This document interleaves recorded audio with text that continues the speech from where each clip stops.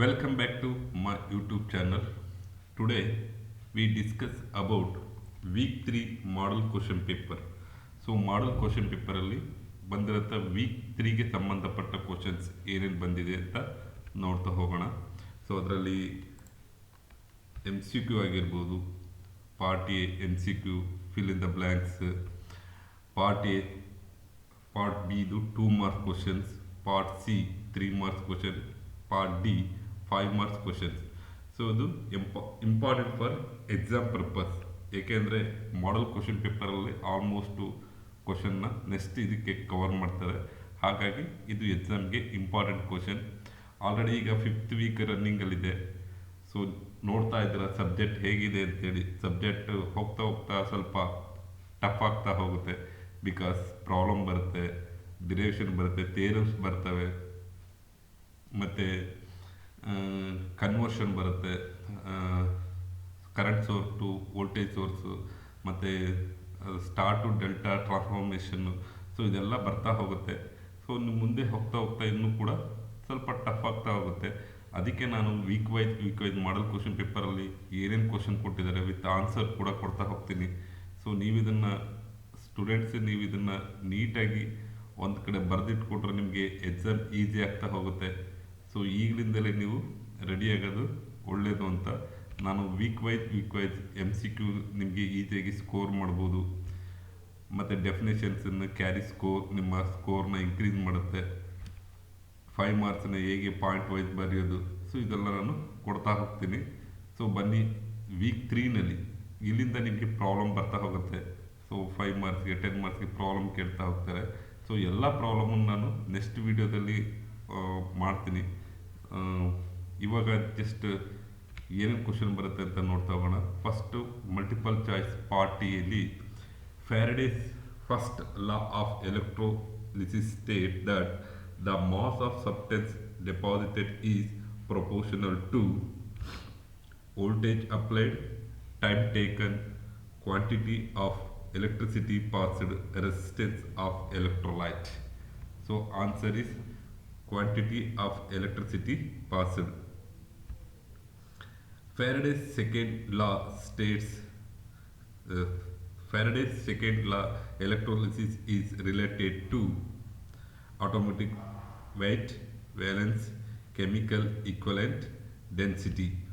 Answer is chemical equivalent. Third question, a cell converts electrical energy into chemical energy, mechanical energy into electrical energy, chemical energy into electrical energy, heat energy into electrical energy. Answer is chemical energy into electrical energy. A battery is a single electrochemical unit, source of AC supply, combination of 2 or more cells, measuring device. Answer is combination of 2 or more cells. Electrolysis is the process of chemical reaction using heat, chemical reaction using electricity, physical reaction using electricity, mechanical process. The answer is chemical reaction using electricity. ಇದು part A multiple choice questions. So multiple choice ಕ್ವಶನಲ್ಲಿ ಇನ್ನೂ ಜಾಸ್ತಿ ಕೇಳ್ಬೋದು ಎಕ್ಸಾಮಲ್ಲಿ. So ಎಲ್ಲದರಲ್ಲೂ ನಾನು 10 multiple choice ಎಲ್ಲ ವೀಕಲ್ಲೂ ಮಾಡಿದ್ದೀನಿ. ಅದನ್ನು ನೆಕ್ಸ್ಟ್ ಕಮ್ಮಿಂಗ್ ಇದರಲ್ಲಿ ಅಪ್ಲೋಡ್ ಮಾಡ್ತೀನಿ. ಈಗ part B 2 marks questions and answer. Define shell. A cell is A single electrochemical device that converts chemical energy into electrical energy. Define battery. A battery is a combination of 2 or more cells connected together supply electrical energy. State Faraday's first law of electrolysis. So ಈ ಚಾಪ್ಟ್ರಲ್ಲಿ Faraday's ಲಾ very important. So ನಾವು model question paper ನೋಡಿದಂಗೆ 2 marks ಕ್ವಶನಲ್ಲೂ ಕೇಳಿದ್ದಾರೆ, 3 marks ಕ್ವಶನಲ್ಲೂ ಮತ್ತು 5 marks ಕ್ವಶನಲ್ಲೂ ಕೂಡ ಇದು repeated question ಆಗಿದೆ. So ಇದನ್ನು ನಾವು careful ಆಗಿ ಸ್ವಲ್ಪ ಸ್ಟಡಿ ಮಾಡಿದ್ರೆ ಒಳ್ಳೆಯದು. Faraday's first law of electricity states that the mass of substance deposited on electrode is directly proportional to quantity of electricity passed through the electrolyte. State Faraday's second law of electrolysis. Faraday's second law of electrolysis states that when the same quantity of electricity is passed through different electrolyses, the masses of substance deposited are proportional to their chemical equivalents. Next, explain Faraday's first law of electrolysis. ನೋಡಿ 3 marks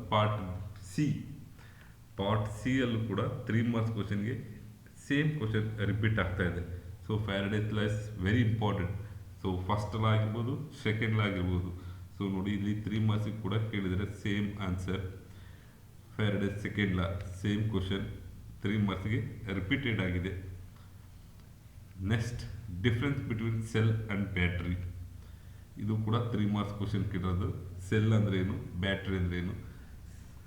cell single electrochemical unit, combination of 2 or more cells, low voltage, higher voltage, converts chemical energy into electrical energy, supplies electrical energy.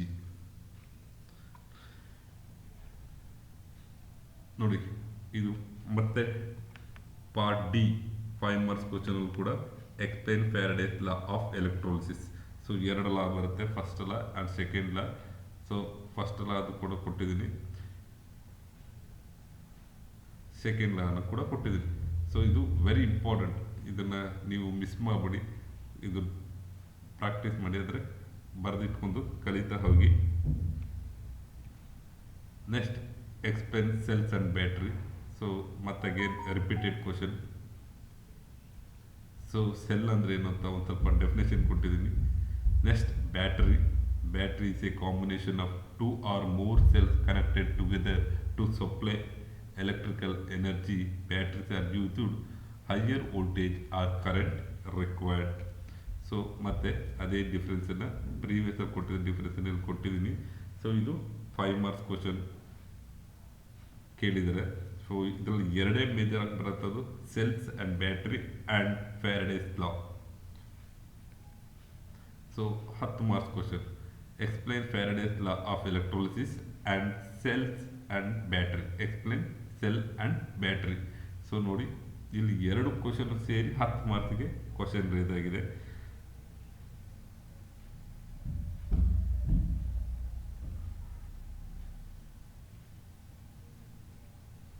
So ಇದು continue 15 question continue. So cell ಮತ್ತು battery ಬಗ್ಗೆ. So ಇದೇ ಥರ ನಾನು complete weak wise notes ಕೊಡ್ತಾ ಹೋಗ್ತೀನಿ. So ನೋಡಿ, video pause ಮಾಡಿ ಇಟ್ಕೊಂಡು ಬರ್ಕೊಳ್ಳಿ, ಅಥವಾ ನೀವೇ ಓನಾಗಿ ನೋಟ್ಸ್ ಮಾಡ್ಕೊಳ್ಳಿ. But very important, week wise ಈಗಲಿಂದಲೇ ನೀವು ನೋಟ್ಸ್ ಮಾಡ್ತಾ ಹೋದರೆ ನೆಕ್ಸ್ಟ್ ನಿಮಗೆ ಎಕ್ಸಾಮ್ಗೆ ಓದಲಿಕ್ಕೆ ಈಸಿ ಆಗ್ತದೆ. ಸೊ ಅಷ್ಟು ಹೇಳ್ತಾ thank you for watching. Next ವಿಡಿಯೋದಲ್ಲಿ ವೀಕ್ 4ದು MCQ part B and part ಸಿನ ಬಿಡ್ತೀನಿ. So thank you for watching.